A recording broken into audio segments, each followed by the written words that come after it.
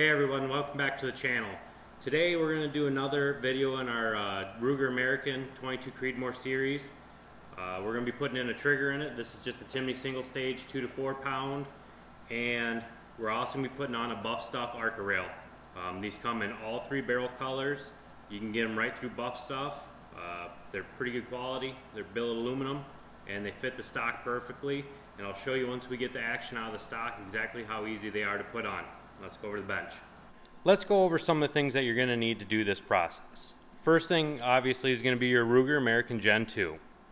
We have our Timney trigger and our Buff Stuff Arca plate that comes with the instructions as well as the screws.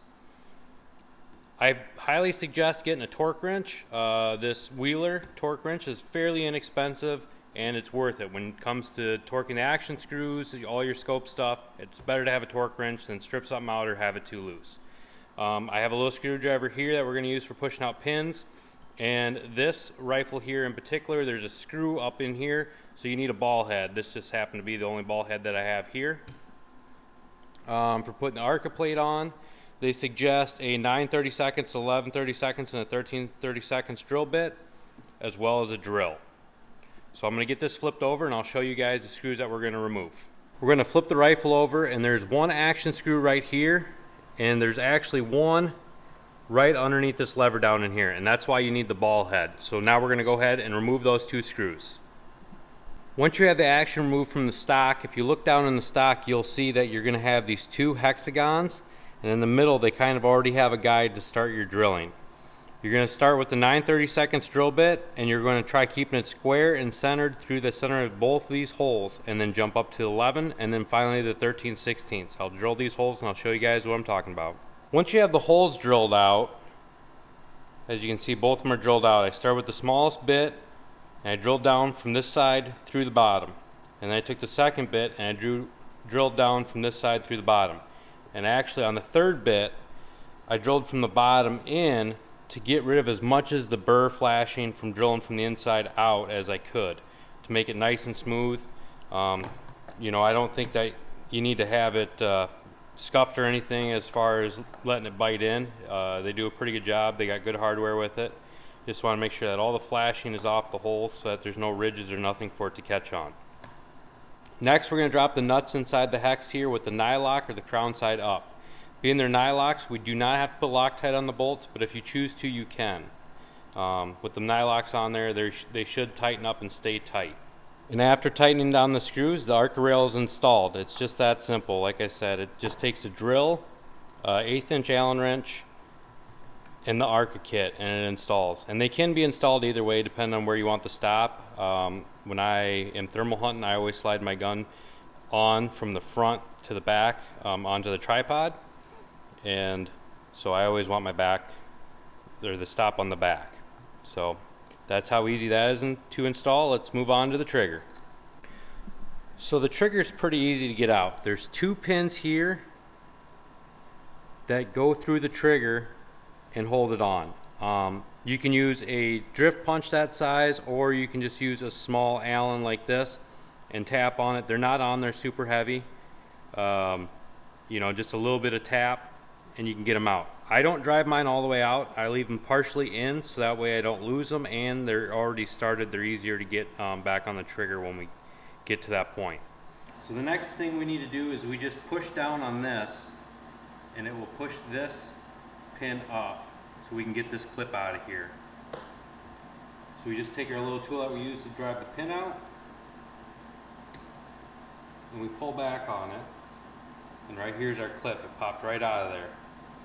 We're going to set this somewhere that's not black so that way we can see it. And then it's as simple as slide that out of there,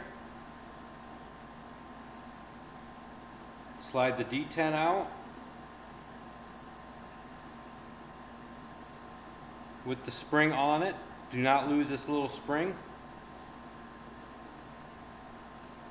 And then we're going to slide this rod off the safety and pull the safety out.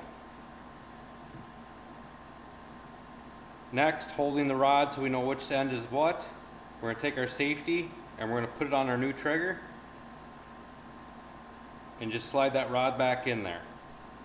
and we're going to disassemble it the opposite of what we just did. We're going to take our detemp plunger and our spring, like so, put the spring on the plunger, and feed it back into that hole there. Once you have the plunger back in that hole, we're going to take our safety and bolt catch wheel, and we're going to slide this back down in.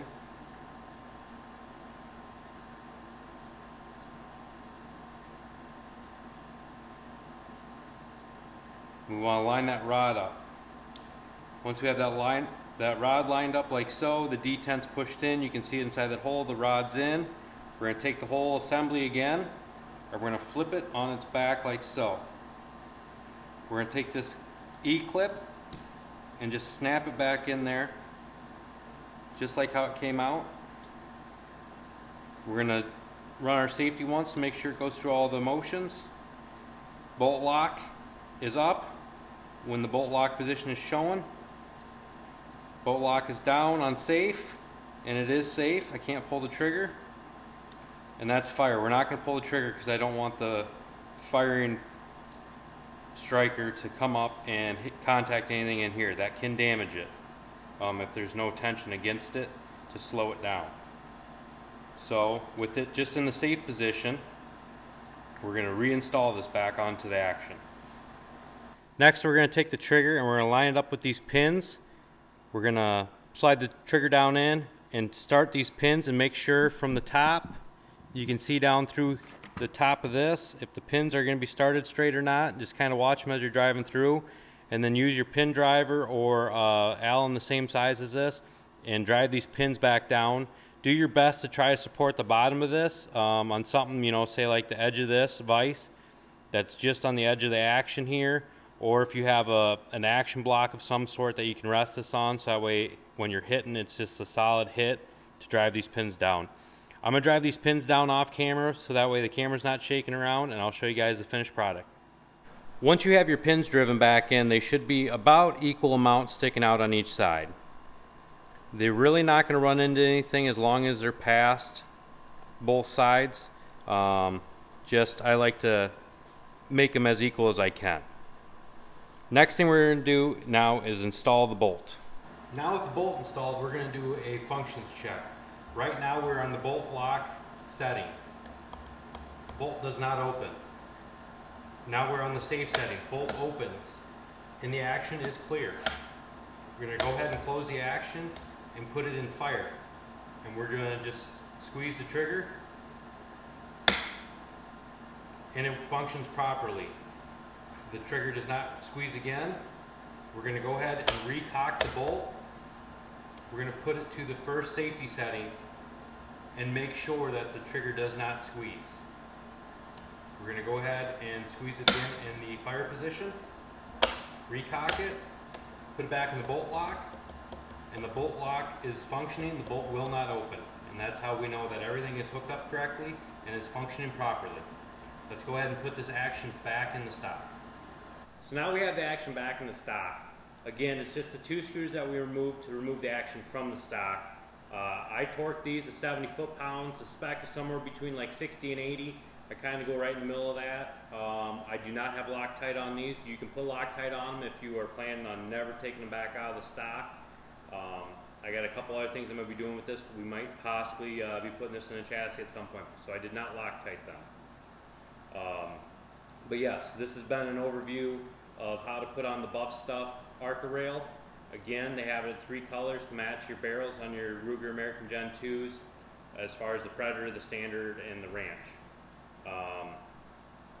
So if you guys want to check that out, go check that out on Buff Stuff. I believe it's buffstuff.com.